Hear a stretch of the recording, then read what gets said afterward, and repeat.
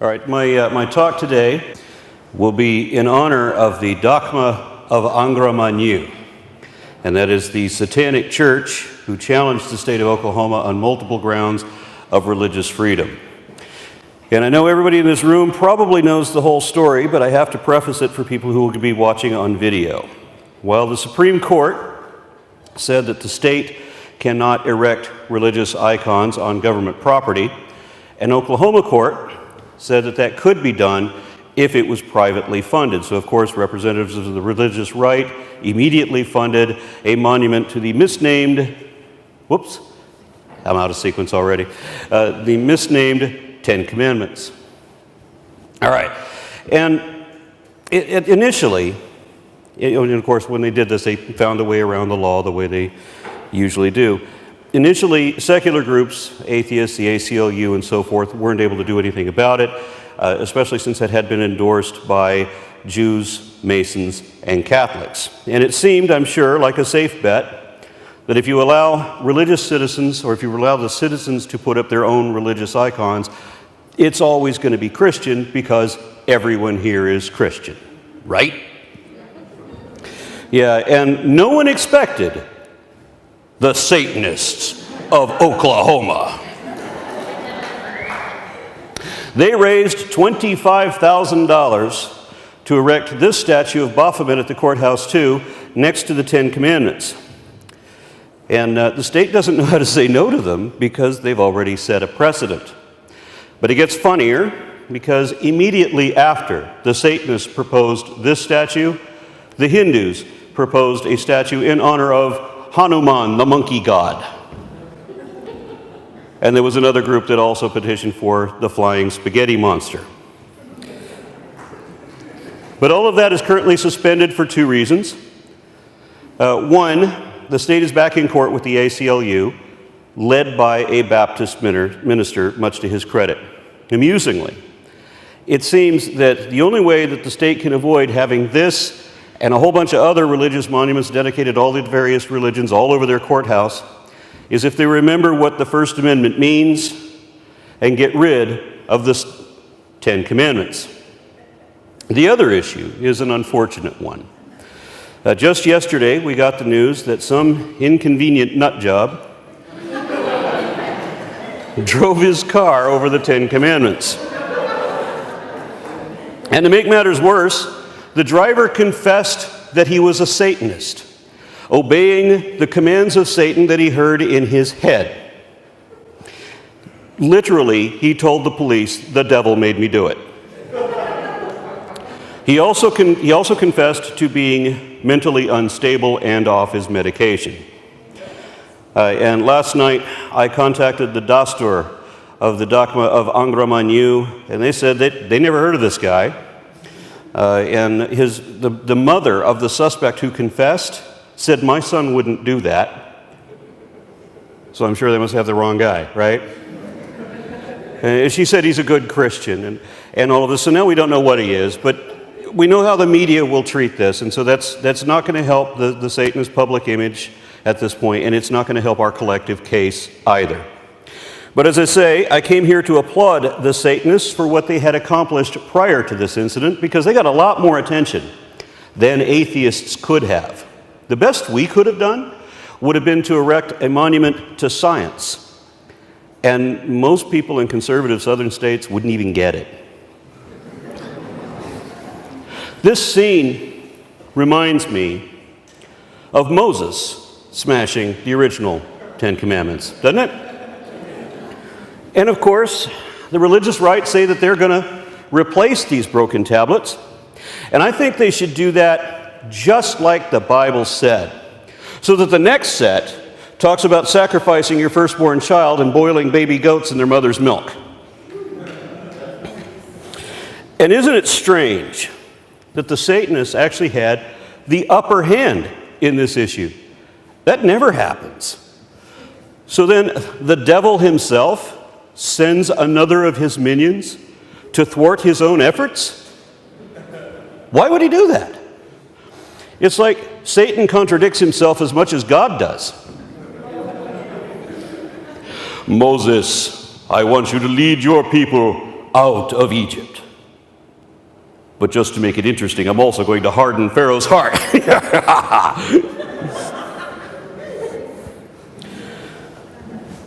The Satanists had done so well that they had even secured the right to hold their Black Mass in the Oklahoma City Civic Center. How great is that? And they promised to adhere to the requirements of laws and public health codes by replacing replacing urine with vinegar in some of their sacrilegious ceremonies. I also like that 42 people attended the Black Mass. Judeo-Christian numerology gets excited about 40 of this and 7 of that. But atheists who have read their guidebooks get a certain joy out of the number 42. So there's only a few dozen Satanists attending the Black Mass, but there are 600 Christian protesters outside, some of which had taken charter buses in from other states. And the beautiful thing was that they were all of different denominations. So you have all these disparate Christian groups coming together against a common enemy, only to begin attacking each other over trivial differences of interpretation. And it's ironic because the Satanists are actually trying to be offensive, and they can't compete with the Christians outside and on the web. There are lots of Christian channels, we all have our favorites, that do nothing but vitriolic, prejudiced, and paranoid reactionary hatred. And it's ironic that all this happened in Oklahoma.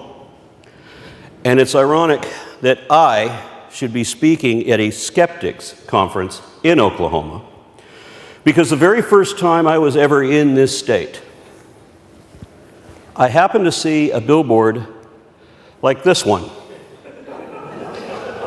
along the side of the highway.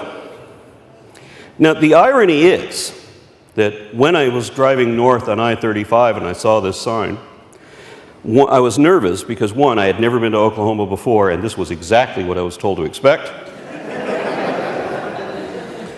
But also because I happened to be wearing all of these necklaces.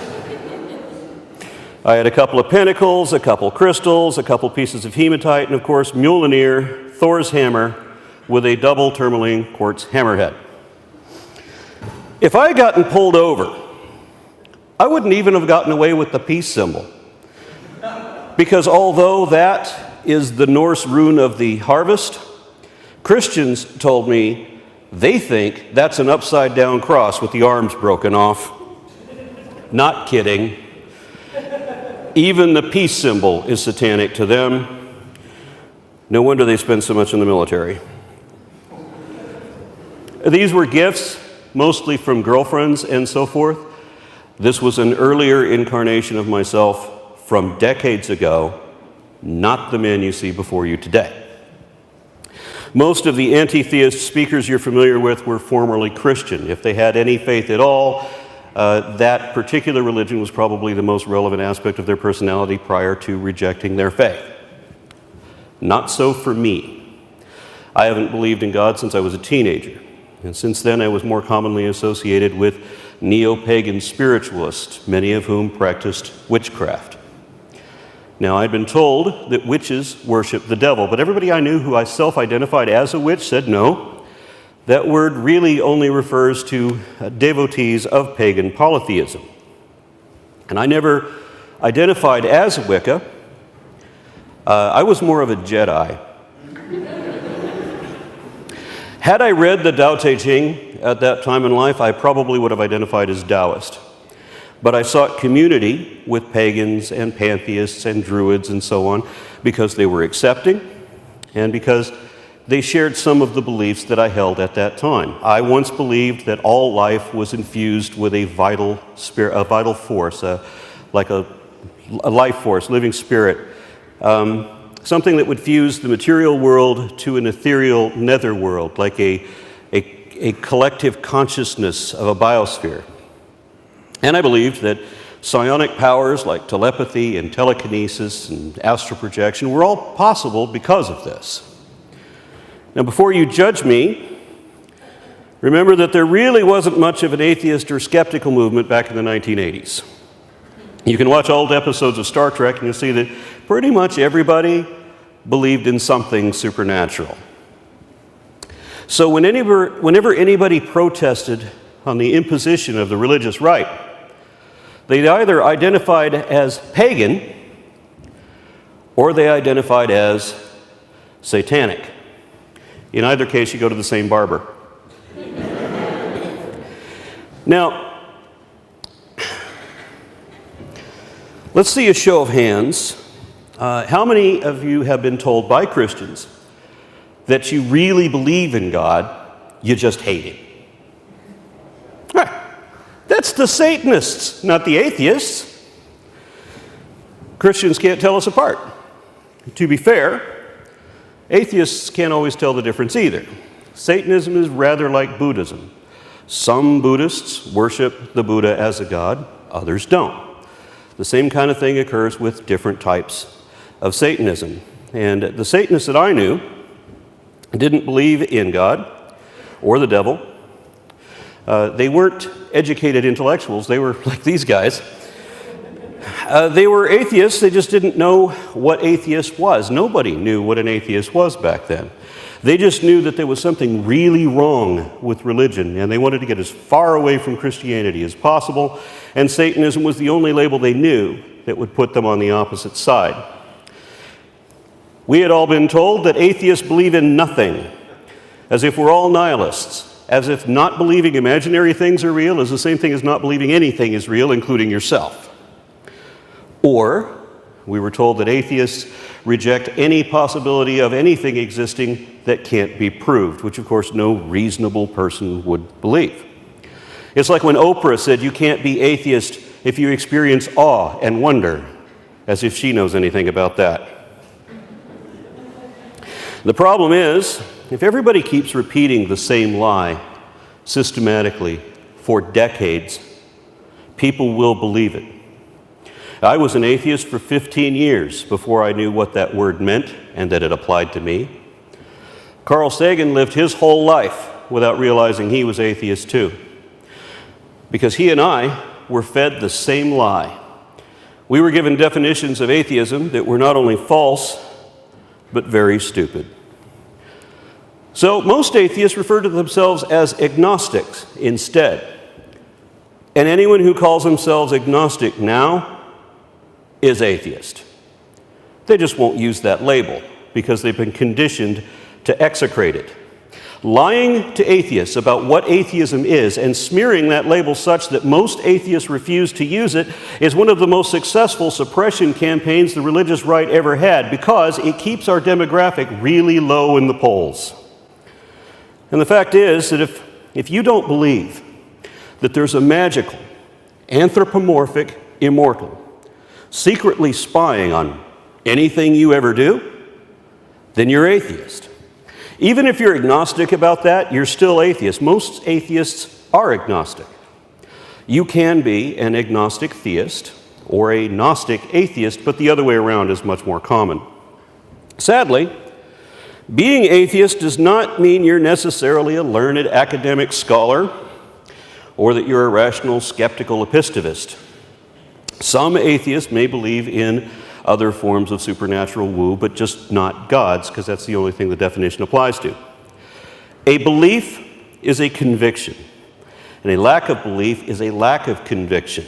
So if you're not convinced that an actual deity really exists, you're atheist.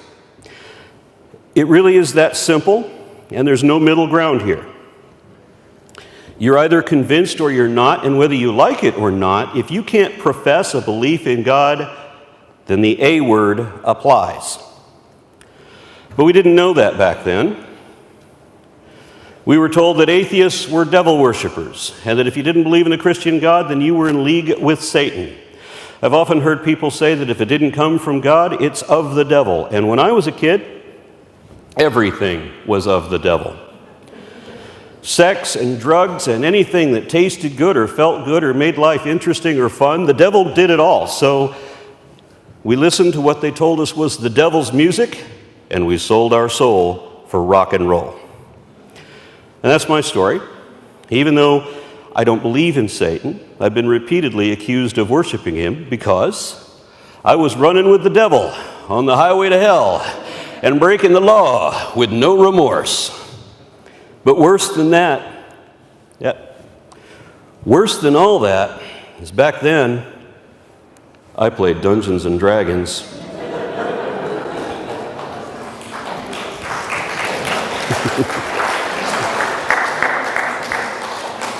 And for anyone who doesn't get that joke, possibly watching on video, there was a time when the religious right went after D&D nerds, warning that if you play this game, it would get you an allegiance with Satan. And as you can imagine, the criticism that I get from Christians today seldom get past my appearance. According to their typical bigoted stereotypes and playground-level limits of wit.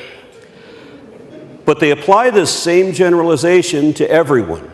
For example, this is my friend Jerry DeWitt. He was the first participant in the Clergy Project, what is now a long list of lifelong ministers who've come to realize they don't believe in all this indefensible nonsense anymore. But Jerry still believes in community and fellowship.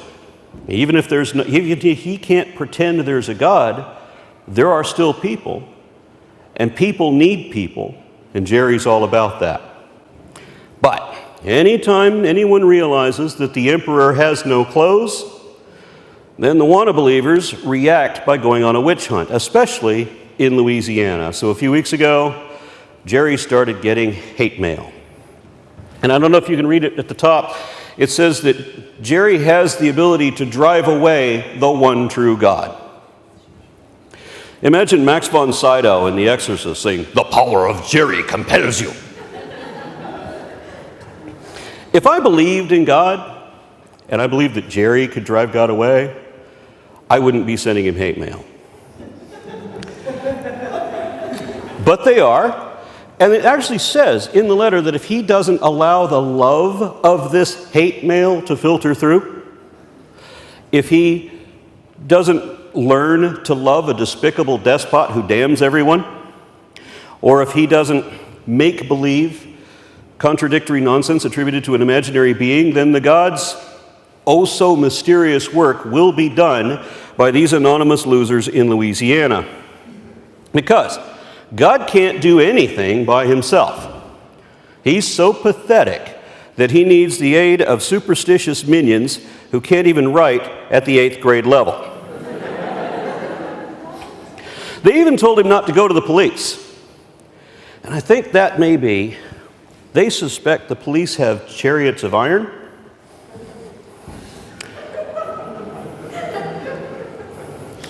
The point is that Jerry doesn't, they know Jerry doesn't believe in God or the devil, yet they still accuse him of being a satanistic devil worshiper. And that's because the devil put all the evidence there to fool men into not believing in God, right? The greatest trick the devil ever pulled was to convince the world he doesn't exist. A creationist told me that if my argument begins to make sense, it is only because the devil is talking through me, for he is the Lord of lies. Another one told me that if I didn't believe in the devil, it meant that I worshiped him. And I said, how do you figure? He said, well, the devil is mentioned in the Bible, and the Bible is the Word of God. So if you don't believe in the Bible, you don't believe in God. And God says, you're either with me or you're against me. So if you don't believe in God, that means that you believe in the devil. You worship the guy you don't believe in. I said he had a dizzying intellect. And then I said, I don't believe in Daffy Duck either. Does that mean I worship him too? So if you don't believe in the Bible, you don't believe in God. That doesn't just apply to atheists. That means that if you believe in any other God besides the Christian God, you're going to get the same treatment. I've even seen Christians refer to Muslims as atheists, because if they don't believe in their God, then it's like they don't believe in any God at all. And according to Christians, every other religion is somehow guided by the devil. So, I took my kids to a Krishna temple because I wanted them to know that there were twice as many Hindus in the world today as there are Protestant Christians. And the next day we were in some little store that was selling incense by the register. And I pointed out to my kids, hey, that's Krishna on the package. And someone else in the grocery line said, yeah, she wanted to know what we were talking about. And as soon as she realized that I was talking about another religion, she threw up her hands and said, if it ain't from Jesus, it's of the devil. And that's what her religion teaches. This is one page out of one of those ignorant and bigoted religious tracts that people stick under your windshield wipers.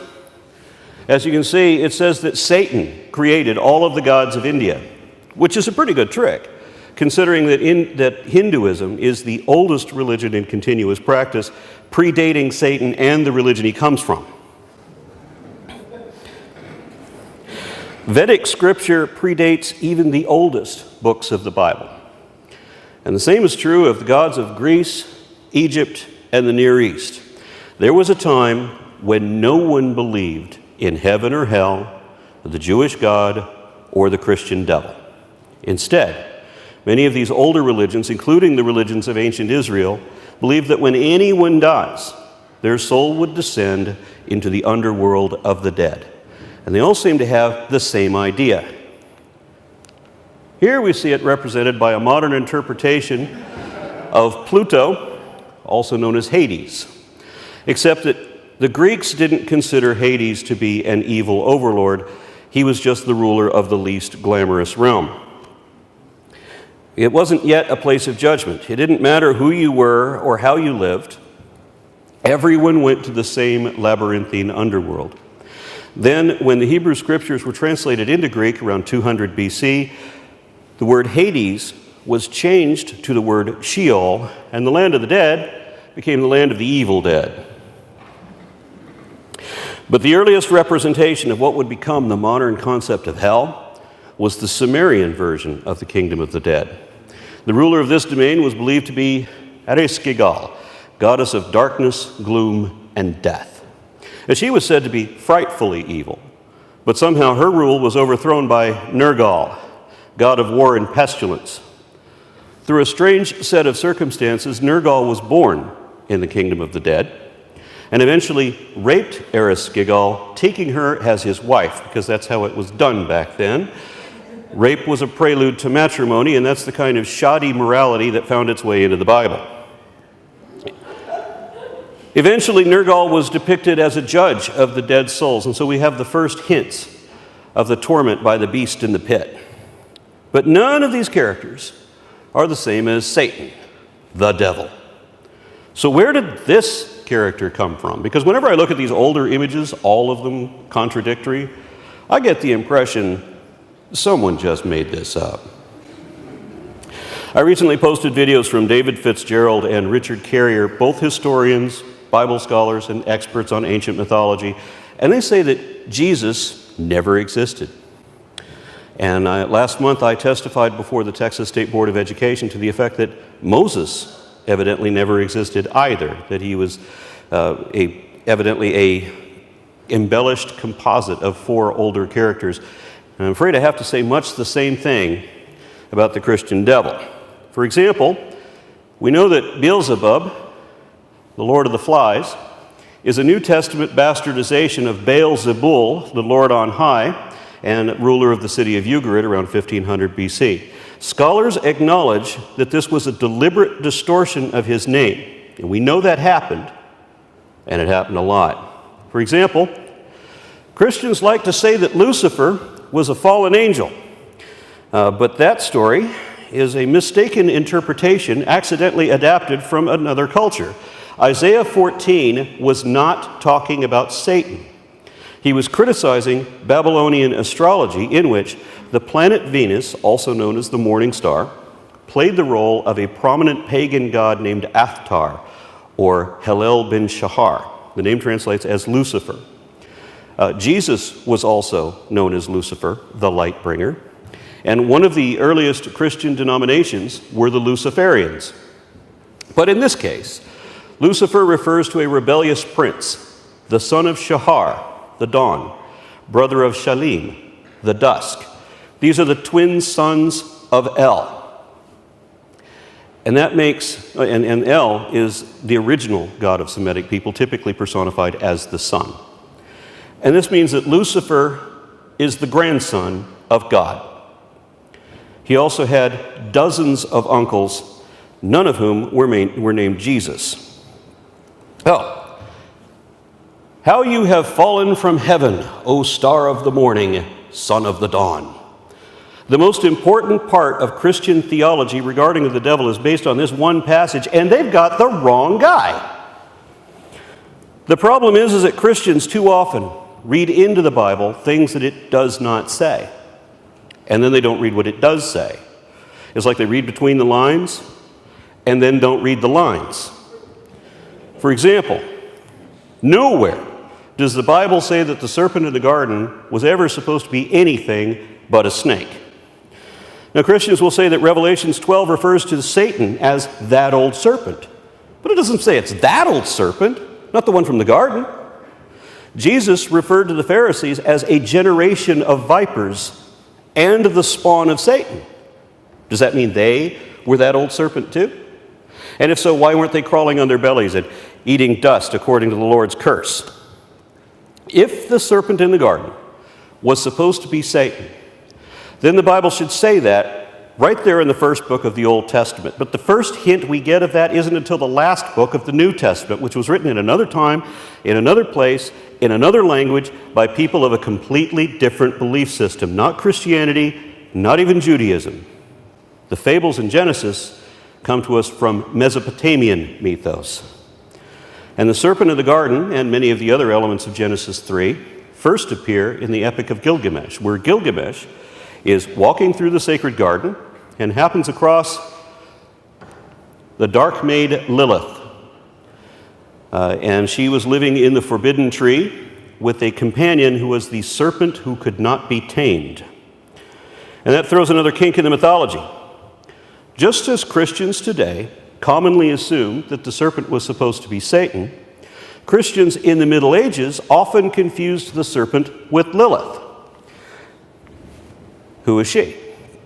She was Adam's first wife, according to Talmudic legend.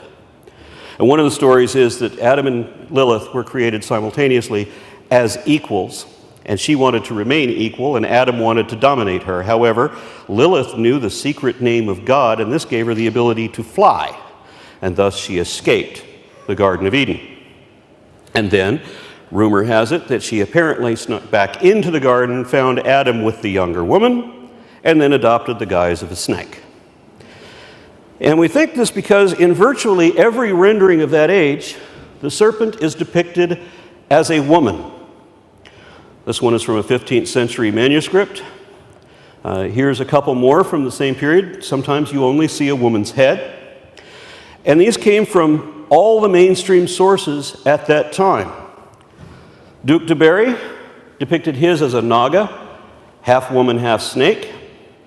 Raphael did the same thing. And Hieronymus Bosch made his serpent into a lizard lady. These were religious men, these artists. These were Christians, believing Christians. But this image of the female serpent shows up in churches too, big important ones. Like this stone relief on the walls of Notre Dame Cathedral, and even the ceiling of the Sistine Chapel by Michelangelo. So, this naga, this half woman, half snake, does that look like Satan to you? Clearly, the unsupported interpretations of modern Christians is not the same as that of many mainstream Christians back in the day. Now, the modern adaptation of Genesis 3 comes to us from Babylonian priests around 450 BC. Twice it says that the serpent was created as a wild animal, and it says that he was cursed to crawl on his belly all of the days of its life. So it's a mortal animal as well. Not possessed by Satan, but acting on its own accord because it was smarter than the other beasts, and that's why it was cursed. It also can't be the Lord of lies either, because if you remember in that story, the serpent was the only one who told the truth while God lied. And even if we combine all these unrelated fables into a single narrative, the book of Job still follows after Genesis, and Satan is said to be walking there, not crawling on his belly or eating dust. In fact, Satan is a servant of God. They're shown as if they were friends who never had a falling out, which wouldn't even be possible if Satan were previously the serpent. This is also the only time when Satan ever does anything evil, and he does so only under the will of God, because he made a bet with an omniscient being. And God's only excuse for that? The devil made him do it. Other than that, what's the worst thing Satan ever did? He tried to reason with Jesus. Don't try to use reason on these people, they consider it evil. You ever try to reason with a devoutly religious person, one who thinks that God thinks he's really special and who actually hears the voice of God talking to him? This is why we are lumped together with the Satanists. God and Satan didn't have a falling out until the book of Zechariah. And there, Satan is still an agent of God and is not only standing, but standing on the right hand of the angel of God to accuse Joshua, because that's who Satan really is. Ha-Satan, the accuser. Diablos. I think Ha-Satan was the enemy, and Diablos is the accuser. And this idea is based on the Zoroastrian concept of Ahriman the opposer, also known as Angra Mainyu. And this is actually the patron deity of the Oklahoma Satanists. So, Zoroastrianism is the oldest monotheistic religion. The Persian prophet Zoroaster established this religion by at least the 6th century BC, if not earlier, prior to the development of Rabbinic Judaism. Before then, the religions of ancient Israel were previously polytheist. And according to the Jewish Encyclopedia, most scholars, Jewish as well as non-Jewish, are of the opinion that Judaism was strongly influenced by Zoroastrianism, with striking parallels apparently adapted by every Abrahamic faith thereafter, meaning that Christians and Muslims both adopted theology from the prophet of a different God. And one of the ideas to originate with Zarathustra was the notion of posthumous punishment and damnation. Righteous men would ascend to the kingdom of justice and truth under the wise Lord Ahura Mazda, while evil men would descend into the kingdom of the lie, ruled by Ahriman the opposer, also known as Ha-Satan, the Satan. And this description of the underworld was not only the first literature in all of history to reference an eternal judgment after death, but was also said to be populated by evil devas. This is not the way the Bible describes hell. This depiction comes from Dante's Inferno and subsequent works that movies and such that show the devil ruling over hell. But that's not what Christian theology says. According to Revelations, Jesus is the one crushing the unbelievers in the bloody winepress. But everyone thinks there's a devil punishing sinners in hell as if he's a prison warden working for God. But looking at this image, and every other depiction of hell from Hieronymus Bosch on down, it all strikes me as utterly pointless and stupid. No superior being would ever construct a hell nor maintain it. They wouldn't condone torment as a punishment and would not permit an eternal punishment for any reason. No God worthy of worship would allow anyone to be damned according to whether or not they believed. This is not the criteria of anything that is really real. This is required of liars who want you to believe that it's real because they want to believe it themselves and they can't maintain their own delusion if they allow you to question it, or because they can't exert force if they can't evoke fear. And a number of Christians have told me that long after they rejected their religious beliefs, they held on to this lingering fear of hell. But honestly, hell was one of the first things I gave up because it didn't make any sense, and neither did the devil. If Satan is an enemy of God, then what is his motivation? That was the first question I asked when I was a little boy and my mother first told me about Satan. Because even after listening to all the Christian excuses trying to justify this guy, he is still the most unbelievable one-dimensional character I've ever heard of. Christians have not thought this through. Just look. Do they really think there's a devil that's been around for thousands of years and he's never read that book? And it's about him? Do they really think that if there is a devil, that the devil wouldn't have to know way more about all of this than every Christian? Which makes me think, there may well be a Lord of lies, and I have the evidence to prove it. Because if there was an inherent evil, such as everyone wants to believe, it would have to gather followers in order to bring in the tithe. And it would rule with the stick and the carrot, with impossible promises that can't be fulfilled, weighed against the threat of a fate worse than death for all those who didn't believe. And heresy would be damnable too. If there was a church of evil, it would be judgmental and prohibitive, inhibiting the natural drives of all its now dysfunctional devotees, and would be manned by prejudiced and paranoid reactionaries perpetually persecuting others while pretending to be persecuted themselves. And allowing no deviation from its mandates, the Lord of Lies would strictly restrict all forms of learning. Books would be burnt, curiosity crushed, and science attacked above all amid a perpetual war against every other religious denomination. And it would vanity, jealousy, vengeance, and wrath would be the monikers of an evil deity, and this is the worst ever. It would force believers to submit to unreasonable conditions. It would order crusades, initiate inquisitions, and lead villagers on witch hunts. It would protect and promote or permit child abusers and molesters seeking genital mutilation. And it would manipulate the masses only to oppress them.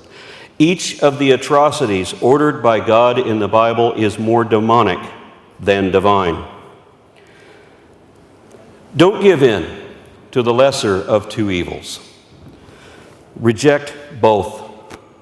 In an educated civilization where civility is based on humanity as opposed to superstition and fear, the concepts of God and the devil are superfluous. Y'all know who this girl is? Look at this child.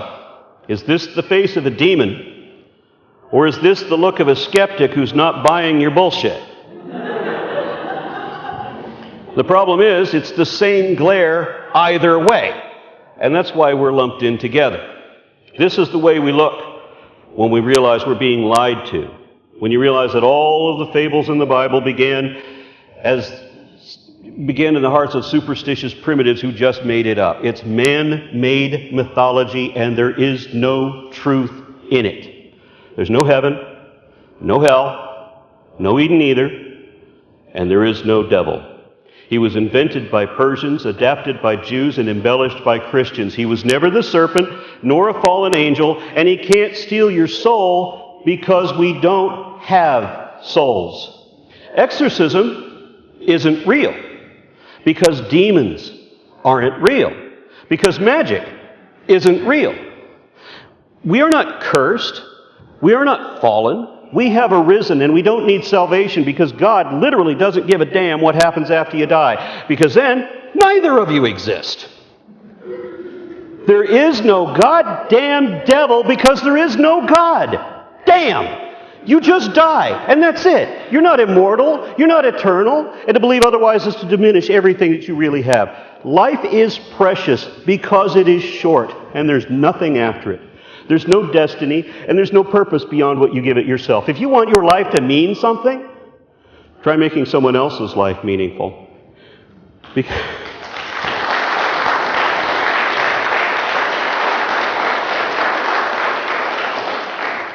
Thank you. Because regardless, whatever else you believe, history will be our judge.